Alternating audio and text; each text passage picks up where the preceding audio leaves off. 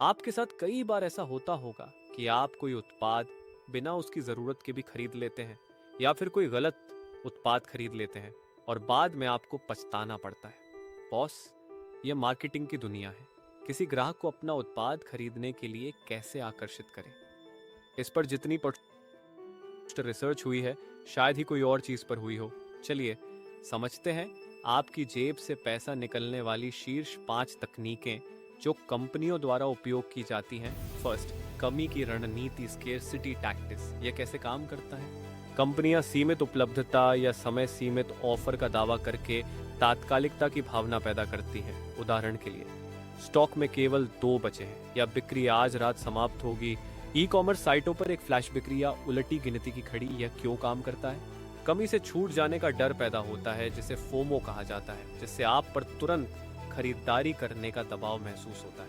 अभी खरीदें अन्यथा आप जीवन भर का अवसर गंवा देंगे। यह एक पुरानी कहावत है, जल्दबाजी में लिया गया कोई भी निर्णय या किया गया काम ज्यादातर गलत होता है। असल जिंदगी में भी घबराहट में लिया गया कोई भी फैसला ज्यादातर गलत ही होता है। तो अगली बार जब आप ऐसी रणनीति देखें तो 2 बार सोचें। Second, premium packaging.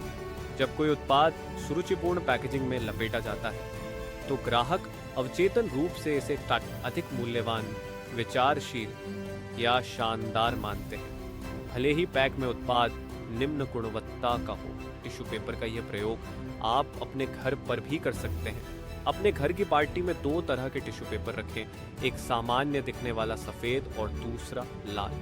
आपको आश्चर्य होगा कि लोग सफेद रंग का इस्तेमाल बहुत लापरवाही से करते हैं, 1 से 3 या 4 उठा लेते हैं और बाकी फेंक देते हैं, जबकि वे लाल रंग सावधानी से चुनते हैं और उनका दुरुपयोग नहीं करते, क्योंकि लाल वाला प्रीमियम या महंगा दिखता है। थर्ड, डिकॉय प्रभाव, डिकॉय इफेक्ट। डिकॉय प्रभाव एक चतुर मनोवैज्ञानिक चाल है जिसका उपयोग विपणन और निर्णय लेने में तीसरे विकल्प को पेश करके आपकी पसंद को प्रभावित करने के लिए किया जाता है, जिसे डिकॉय के रूप में जाना जाता है, जो अन्य विकल्पों में से एक को और अधिक आकर्षक बनाता है। उदाहरण के लिए, आप एक सेल फोन खरीदना चाहते हैं। सेल्समैन आपको 2 विकल्प देगा। विकल्प ए, सस्ता और कम आकर्षक फोन। विकल्प बी, अधिक महंगा और बड़ी स्क्रीन के साथ हिप देखते हैं। वह आपको विकल्प बी खरीदने के लिए कैसे प्रेरित करता है, जो महंगा है। यहां वह डिकॉय विकल्प सी पेश करेगा। इस डिकॉय सी की कीमत विकल्प बी के समान ही है, लेकिन इसमें थोड़ी कम अतिरिक्त सुविधाएं होंगी। इसका मतलब है कि यह बी जितना महंगा होगा, लेकिन बी की तुलना में कम सुविधाएं होंगी। अब आप क्या करेंगे? अब इस स्थिति में विकल्प बी एक बेहतर सौदा लगता है और आप इसे खरीदना चाहेंगे, भले ही आपने इसे अन्यथा नहीं चुनते।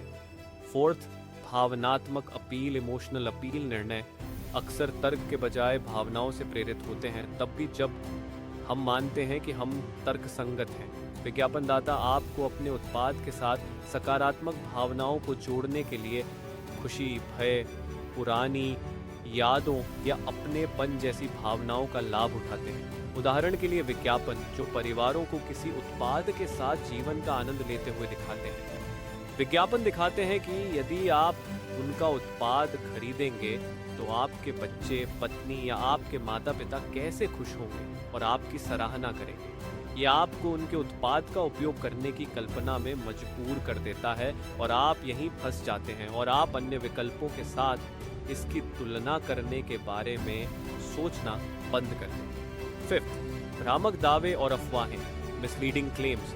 उत्पादों को बेहतर गुणवत्ता दर्शाने के लिए हर्बल, वैज्ञानिक या डॉक्टर अप्रूव्ड जैसे अस्पष्ट या अतिरंजित शब्दों के साथ मार्केट किया जाता है।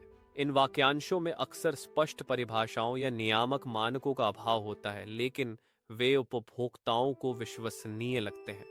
खाद्य पदार्थों को कम वसा के रूप में लेबल किया जाता है, लेकिन चीनी से भरा हुआ है, या त्वचा देखभाल उत्पाद जो पर्याप्त सबूत के बिना एंटी एजिंग लाभों का दावा करते हैं। 99% एलोवेरा जेल, जबकि इसमें केवल 10% एलोवेरा होता है। हर्बल कॉस्मेटिक उत्पाद की सामग्री सूची में टीए जैसे संक्षिप्त नाम का उपयोग करके गुमराह करना। आप सोचेंगे कि यह चाय है, लेकिन यह एक रसायन का संक्षिप्त नाम है। ट्राइएथिलोअमीन निश्चित रूप से प्राकृतिक पदार्थ नहीं है। हमेशा सामग्री सूची देखें और किसी हानिकारक रसायन की उपस्थिति की जांच करें।